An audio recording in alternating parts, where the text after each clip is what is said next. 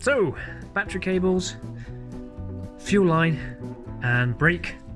It's from the front to the back, or back to the front, whichever way you look at it. Basically, everything goes under the floor. And I'm all for getting something that saves me time and expense.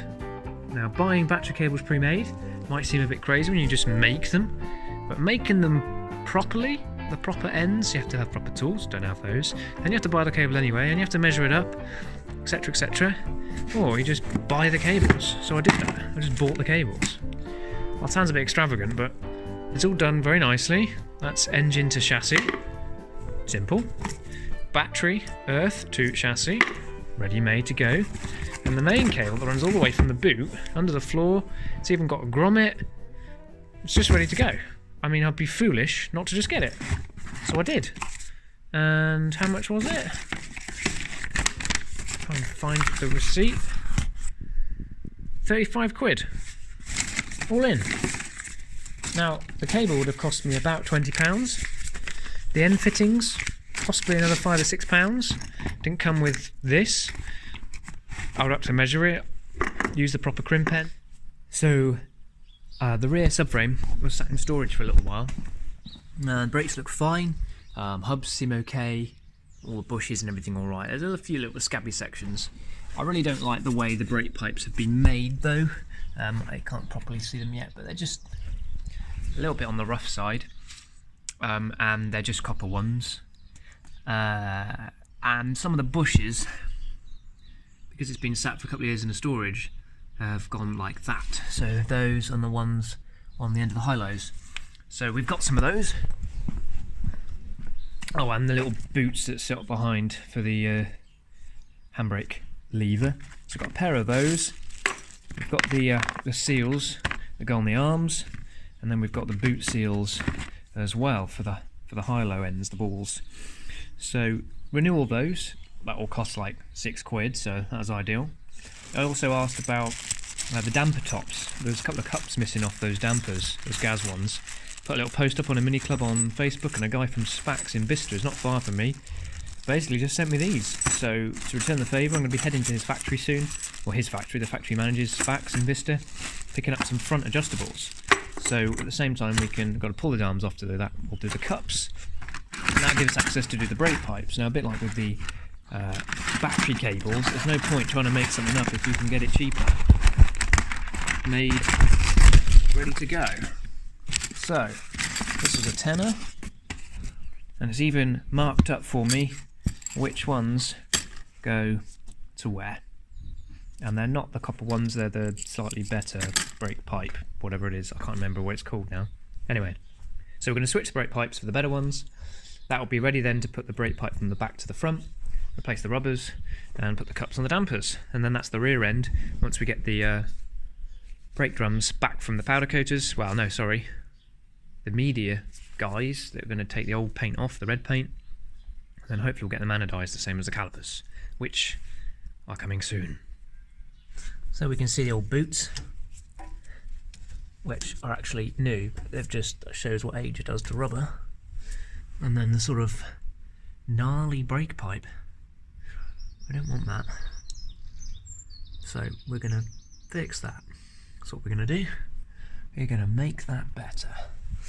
And the boot in there, you can see it, make that better too. And make that better too. So let's whip these arms off, get the cups in there when we put them back in, fix the boots, replace the brake lines. Okay, so we're about halfway. So brake from the splitter, brake pipe across. We've put a washer where there wasn't one as well. And proper cut washers are in. The bushes are nice and crushed up, as advised by some mini guys. If they say don't crush them up enough, it will bang, which is good to know. And then on the back end here we have, what have we done? Well, we had to replace a couple of washers that were grotty, cleaned up the bolts, replaced a couple, grotty again, I couldn't be able to clean them up, cleaned up a couple others, greased them all where they should be, and they weren't. Another new brake pipe in there, nicely shaped this time, no nasty kinks in it. New boot on the back of there. New boot, new rubber seal there, and the same one just behind there. And new boot, nut ball joint in there. You see that? Yeah, nice new boot in there as well, so it's not split. Lots of new grease in there. Greased up the high-low as well. And likely we'll get the grease going on that once we're on final fit, and that because this grease has sat in there for a little while. So until we got the drums, that's it. That's this side finished. Let's repeat on the other side.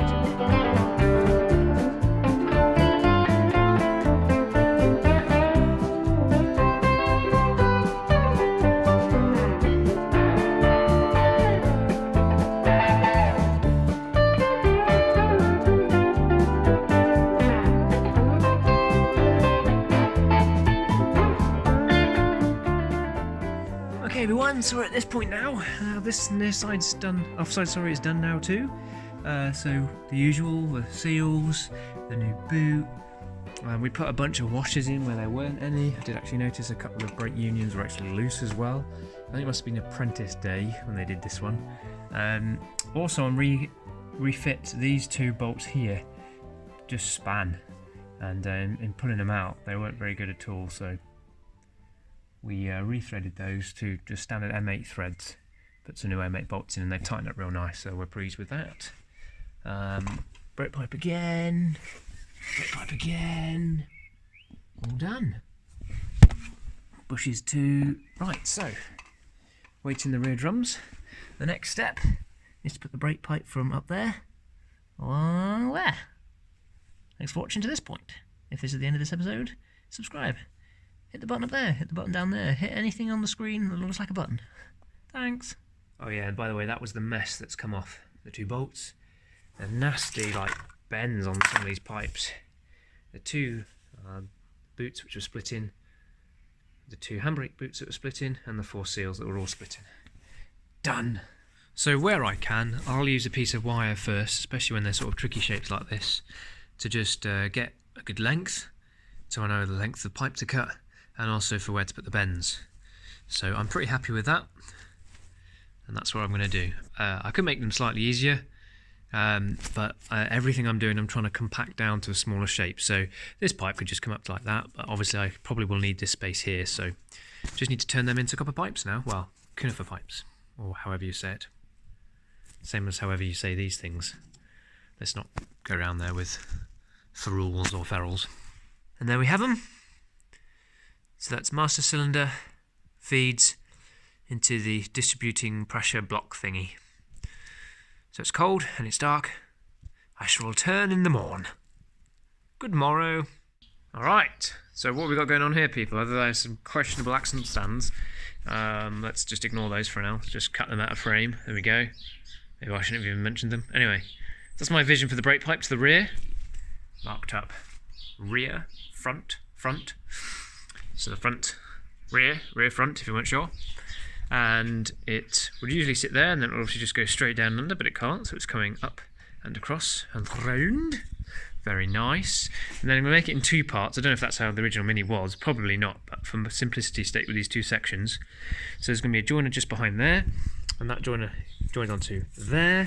It goes round the floor pan shape, along the rail, hooks back round, over there. Over there. So, that's what we're going to do. Well, that's what I've done. Got 10 minutes till dinner, apparently, Mrs. Piggy says. So let's just put it on. I've got a little bit of silicone pipe somewhere that I'm going to use for where the underfloor clips clip onto this. And we'll use them to protect it, put a bit of grease on them so that moisture can't get in there. And then we'll work out where we're going to put a couple of clips, one there, one where the joiners are, and then a couple across the top there. And then it's just front brake pipes. I'd say we're about 3/4 of the way with our brake lines. Just the fronts to do. Not quite sure how to do those yet. Anyway, so master cylinder to the bypass diverter valvey thingy. There's an official name for that. And then the rears go loop down, across, down, go round our floor pan, along the OEM route with our greased up silicone pipe rubbing anti-rub sleeves. sort of see in there. Comes along, does a little loop into the rear. And on another episode, I'm sure of this one you saw me do all the rear ones. So, can't do the front yet, subframe's not on. So move over to the other side of the car and look at fuel pipes. Yay. So this is the plan for the fuel line. We have some solid fuel pipe, proper like race spec aluminium with a coating on it.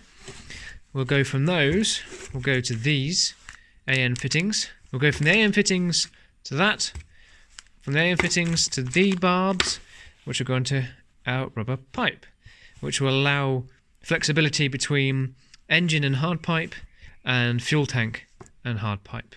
Easy to disconnect, and there's some flex, obviously, the last little bit in this. So that's the plan. I'm going to read all my messages as they're going off like crazy, always when I'm videoing, and let's straighten that out, get it under the car and work out where we can go up and work out where we can come forwards on the engine. I made a bit of clearance already because I've had the strengthening bar along the back side of that, right in the middle of the screen.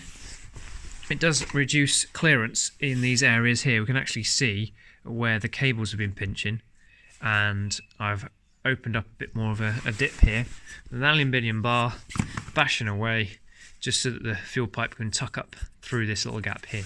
That's the plan. We'll do the same in there to give these little babies a little bit of space. You can see it's been pinching already and they were a bit stiff to use.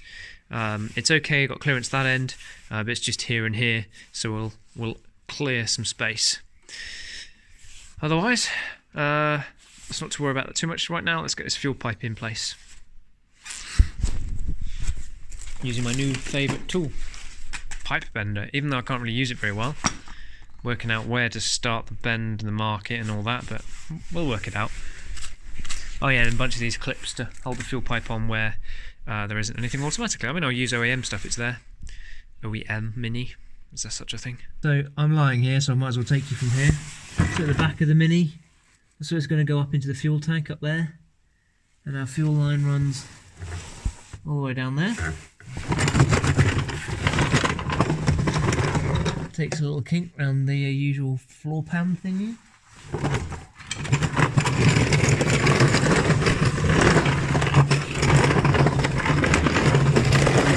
Takes a little kink around the steering rack and up to our AM fittings, which will go to a barb, which goes to a barb I should say right now, and that will go on to some rubber hose.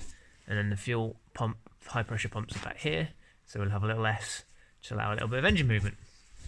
We've whacked the bulkhead. We'll see if that gives us enough clearance. If not, we're going to have to just put a little slot in there, but heater box goes behind there, so I'm not sure how much we've got there. We'll have to just niche? Yeah, we'll niche the subframe. And then in the boot, there's a fuel connector. So the way that simply works is that that's a screw-on barb, so we can connect up the fuel pipe. We use crimps, so there's no nasty jubilees hanging around, and then we can make that not a permanent connection, but if you want to remove it, you just undo the AM fitting, and it's an easy job. And then the rubber will go up the top, ideally to the pump. I'm still thinking in-tank pump, trying to just modify the standard pump for the Fiesta one. I'm in two minds. I'm effectively going to do whatever's easiest and simplest and that works. That's what I'm going to plan to do. So there we go. That's it for tonight. That's brake pipes to the rear and to the mini cricket thingy, and fuel pipes. So technically the section underneath of the, let's not look at those. Oh, I have to. So basically the floor section, other than touch-ups now because it's all been scratched and scraped a little bit, I knew that would happen, is done. So I can get the pallet back under there now and finish off the subframe, the front end. Then we'll get the engine in, and then we can stick a couple of stands on the front here on the subframe, and then we can mock up the exhaust system. Simple as that, and then it will just turn the key and run. Yeah, I'm sure it will. And the engine's back out again. I did a boo-boo. Power.